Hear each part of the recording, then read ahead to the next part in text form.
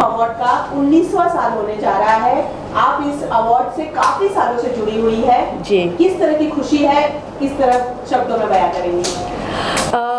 खुशी है, लेकिन साथ साथ इमोशन भी जुड़े हुए हैं इस शो से। ये सिर्फ शो नहीं है, ये एक चेहरा है हमारी भोजपुरी इंडस्ट्री का, सबसे पहला चेहरा मैं कहूँगी, क्योंकि ये अवार्ड्स तब से शुरू हुए। मुझे याद है 2004 में मेरी पहली फ़िल्म आई थी और भोजपुरी फिल्म अवार्ड शुरू हुए 2005 में, और ये पहला चेहरा था ऑडियंस के लिए जहाँ पर लोग भोजपुरी कलाकारों को मंच पर देखते थे और उन्हें पता चलता था कि भोजपुरी इंडस्ट्री भी आ रही है। तो ये पहला चेहरा है हमारी फिल्म इंडस्ट्री का और मेरे इमोशंस जुड़े हैं और मैं बहुत खुश हूँ कि आज 19वां साल हम कंप्लीट करने जा रहे हैं। और मेरी ये दुआ रहेगी, वो कहते हैं ना कि इस खेल में हम हो ना हो, गर्दिश में तारे रहेंगे सदा, तो ये अवार्ड तो चलता ही रहेगा। Thank you. सही बात। विनोद जी, 19 साल हो गए जैसे सब बात कर रहे हैं, क्या कहना चाहेंगे, ये जर्नी आपके लिए कैसी रही? और जैसे रानी जी ने कहा कि पहला साल जो है तब आया था जब किसी को पता भी नहीं था कि भोजपुरी अभिनेता को अवार्ड देके सम्मानित करना है। सर क्या कहना चाहेंगे उसके बारे में? तब क्या सोचा था आपने और अब 19 साल हो गए, क्या कहना चाहेंगे इस जर्नी के बारे में? मैं भोजपुरी बेल्ट से हूँ, पूर्वांचल से, जौनपुर से। तो कहीं न कहीं मुझे लगता था कि मैं देखता था टेलीविज़न में या न्यूज़पेपरों में कि अदर स्टेट में रीजनल अवार्ड्स होते हैं, हिंदी के बड़े बड़े अवार्ड्स होते हैं। उस समय फिल्म फेयर का बड़ा एक अपना नाम हुआ करता था, रीजनल होते रहते थे। तो मेरे दिमाग में आया कि कहीं न कहीं इस चीज़ को हमें भी आगे ले जाना चाहिए था। मैं इंडस्ट्री से नहीं था, मैं पॉलिटिकल था और सामाजिक कार्यकर्ता था।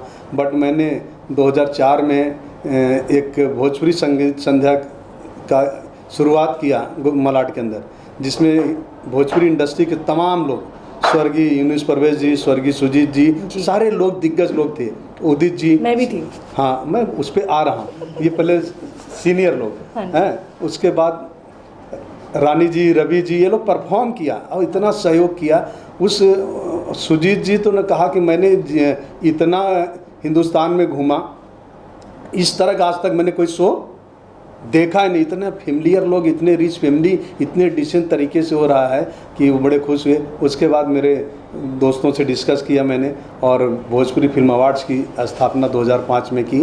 कंट्री क्लब में पहला प्रेस कॉन्फ्रेंस किया, सारे लोग मौजूद थे और उसके बाद ये सिलसिला चला, आज तक रुका नहीं। उसमें मैं तो रानी को भी साथ में बैठी हैं, इसलिए नहीं, हमेशा हर वक्त तत्पर रही हैं, पूरे परिवार के साथ हर तरह से हमारे साथ दिए हैं। रवि जी भी है, मनोज जी भी दिए, जो भी इंडस्ट्री में आता गया, दिनेश जी, जैसे जैसे पाखी जी, जो भी लोग आते गए सभी लोग ने साथ दिया। 10 साल कंटिन्यू करीब रवि जी परफॉर्म किया, 7-8-10 साल करीब दिनेश जी किया, पवन जी किए, खेसारी जी किए, सभी लोगों ने परफॉर्म किया, सभी लोग ने सपोर्ट किया। ये सिलसिला आज 19वां वर्ष है। और प्रेस मीडिया, आज मुझे खुशी होती है, मेरे भोजपुरी में इतनी मीडिया है, प्रेस से मुझे बहुत प्राउड होता है। उस वक्त कुछ भी नहीं था, कुछ भी नहीं था। और आज तक से लेके हिंदुस्तान का कोई ऐसा न्यूज़ चैनल नहीं जो 5-6 साल तक, 8 साल तक कंटिन्यू 1 घंटे का न्यूज़ मैं देखता हूँ। मेरे पास रिकॉर्ड है, मैं रिकॉर्ड मंगा के रखा हूँ। रिकॉर्ड देखता हूँ, मैं सोचता हूँ बाप रे बाप, मराठी, पंजाबी, गुजराती सब में आधा घंटा 45 मिनट का न्यूज़। ये भोजपुरी ऑडियंस, भोजपुरी समाज, भोजपुरी फिल्म आर्ट का योगदान है। और आज 19वां वर्ष है। मैं आप लोग को भी धन्यवाद देता हूँ, पूरी इंडस्ट्री को धन्यवाद देता हूँ, ये और सारे कलाकारों को देता हूँ कि उनकी बदौलत, उनकी सहयोग से मैं आज यहाँ पे पहुँचा हूँ और आशा रखता हूँ कि इसी तरह सहयोग मिलता रहे, मैं आगे भी प्रयास करता रहूँ। रानी जी, वैसे तो बहुत सारे लोग बहुत सारा काम कर रहे हैं हर इंडस्ट्री में, भोजपुरी इंडस्ट्री में भी कर रहे हैं, लेकिन अवार्ड से सम्मानित करना और उनके काम को रिकॉग्नाइज करना कितना इम्पोर्टेंट है? वैसे तो जनता बता देती है कि कितनी सुपरहिट है या फिर फ्लॉप फिल्म है, लेकिन जब आपको अप्रिसिएशन मिलता है अवार्ड के थ्रू, कितना इम्पोर्टेंट है एज ए कलाकार, क्या कहना चाहिए? एक कलाकार के जीवन में, या फिर एक डायरेक्टर हो या प्रोड्यूसर हो या फिल्म से जुड़े हुए हर एक इंसान के लिए बहुत ही इम्पॉर्टेंट है एक अवार्ड।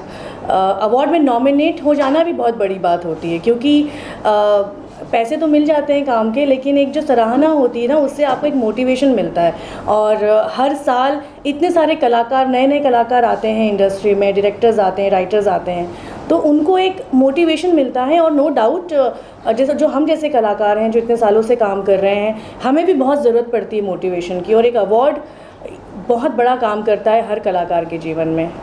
तो विनोद जी, आपसे जानना चाहूँगा, इन दिनों जो है बहुत सारे अवार्ड शोज हो गए, लेकिन आपका अवार्ड ऑथेंटिक बना रहे, लोगों का भरोसा बना रहे, उसके लिए आपने किन चीज़ों का ध्यान रखा है, अगर उस बारे में कुछ बताएं, और कौन होंगे ज्यूरी जो डिसाइड करेंगे कि अवार्ड किसको मिलना चाहिए?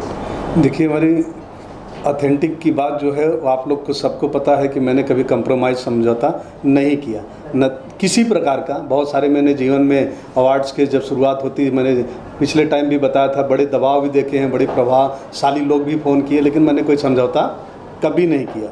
तो वो सिलसिला तभी, उसमें वो ईश्वर की कृपा है, आप लोग की ब्लेसिंग, 19वां वर्ष है।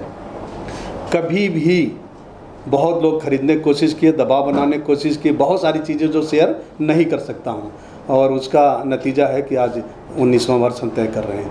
और आपका सवाल दूसरा क्या था? सर, जूरी कौन होंगे जो डिसाइड? जूरी की जब बात ऐसे शुरुआत में 1-2 बार आई जूरी, तो मैंने 3-4 साल 2 बार प्रेस कॉन्फ्रेंस करता था। एक तो डिक्लेयर करता था डेट और वेन्यू, दूसरा नॉमिनेशन डिक्लेयर करता था। जब जूरी को बिठा दिया सामने, सारे इंडस्ट्री के सीनियर लोग बैठे थे 3-4, उसके बाद कोई सवाल जवाब करना ही बंद कर दिया। इसलिए जूरी को हम अब डिक्लेयर नहीं करते, 4 साल किया, बिठा के किया कि भाई योग्य है कि नहीं है। हम आपके लिए न्याय की बात करते हैं कि आपको अवार्ड देते हैं, आपकी काबिलियत पे, वो आपको जो आपकी काबिलियत तय कर रहा है वो योग्य है कि नहीं है, आप स्वयं देख लीजिए। जब उन्होंने देखा तो सवाल जवाब वहाँ से बंद हो गया। जूरी की इसलिए हम घोषणा नहीं करते, कारण कि उसको प्रभावित करते हैं लोग, इसलिए। और हमारा ये प्रयास है निष्पक्ष हो, निस्वार्थ हो, वो सिलसिला चल रहा है, कोशिश भी आगे जारी रहेगी। सर, इतने सालों में हमने बड़े बड़े कलाकार देखे, रानी जी भी इस साल नजर आने वाली है। इसके अलावा कौन से कलाकार इस साल अपना प्रेजेंस मौजूदगी दर्ज कराएंगे इस अवार्ड शो में?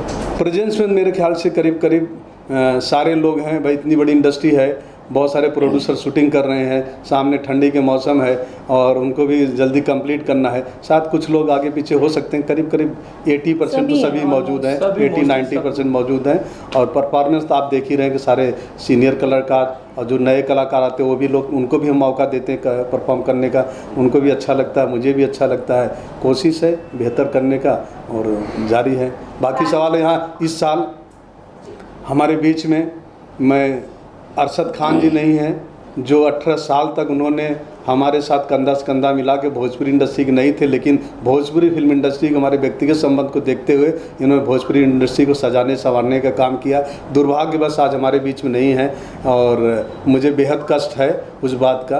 और मैं क्या, उसकी जगह पे हमारे छोटे भाई प्रमोद शास्त्री इंडस्ट्री के डायरेक्टर है, इस साल कमान कैप्टन इनको बनाया हूँ अवार्ड का, ये जिम्मेदारी संभालेंगे। अब आप इनसे सवाल जवाब कर सकते हैं। परफॉर्मेंस की जिम्मेदारी संजय जी हमेशा निभाते रहे हैं बेहतर तरीके से, अब इस साल कैसे निभाएंगे आपका सवाल इनसे हो सकता है। प्रमोद सर, आप इस भोजपुरी फिल्म अवार्ड से जुड़े, आप तो डायरेक्टर भी हैं, तो क्या कुछ होगा, किस तरह की सोच है, किस तरह की फिल्में को अवार्ड दिया जाएगा?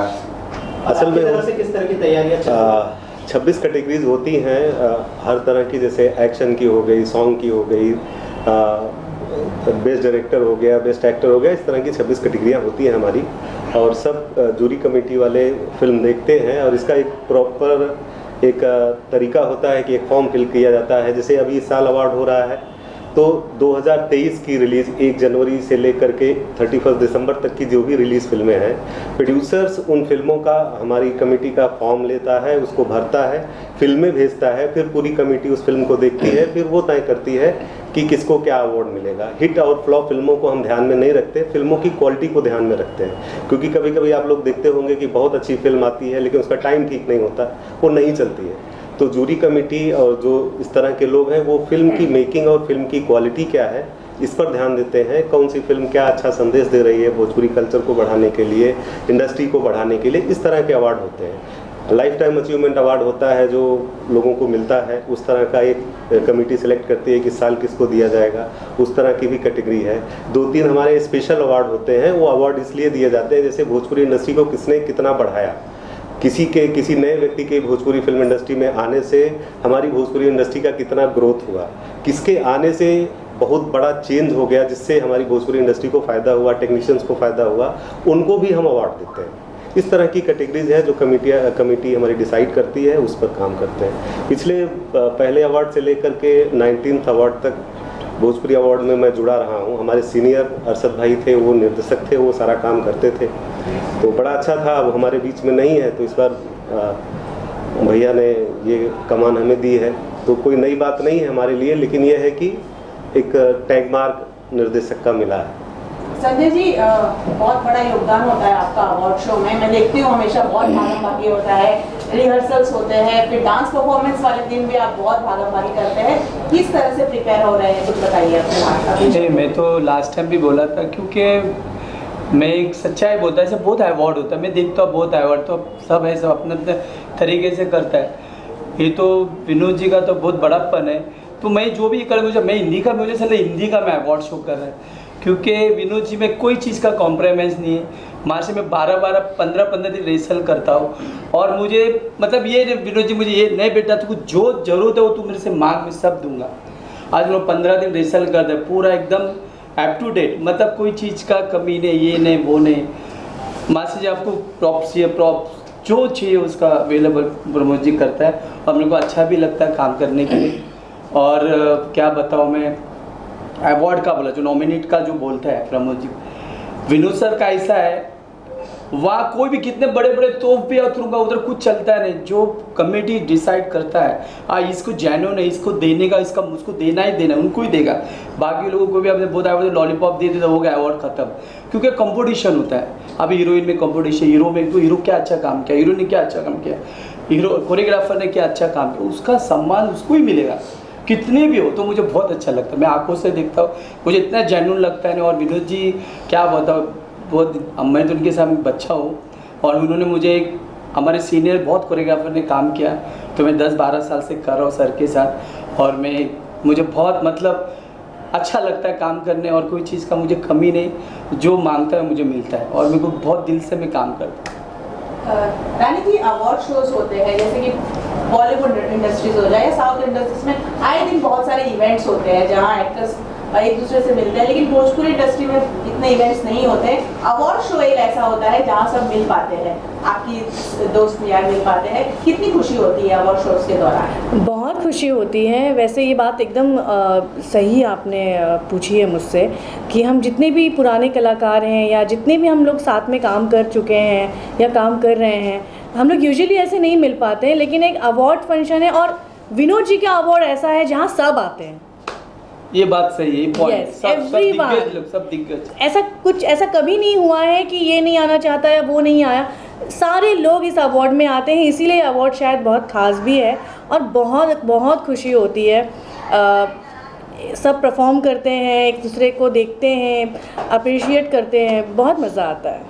रानी जी, आप कौन से गाने पे परफॉर्म करने वाली है इस साल? वैसे मैंने हर साल परफॉर्मेंस दी है, और हमेशा मेरी परफॉर्मेंस काफ़ी अलग अलग रहती हैं। इस साल मैं मेरे 15 साल पुराने जो गाने हैं, जिसमें श्रेया घोषाल जी ने गाए हैं मेरे कुछ गाने, आशा भोसले जी ने गाए हैं मेरे कुछ गाने, उन गानों पे मैं इस बार परफॉर्म करूँगी।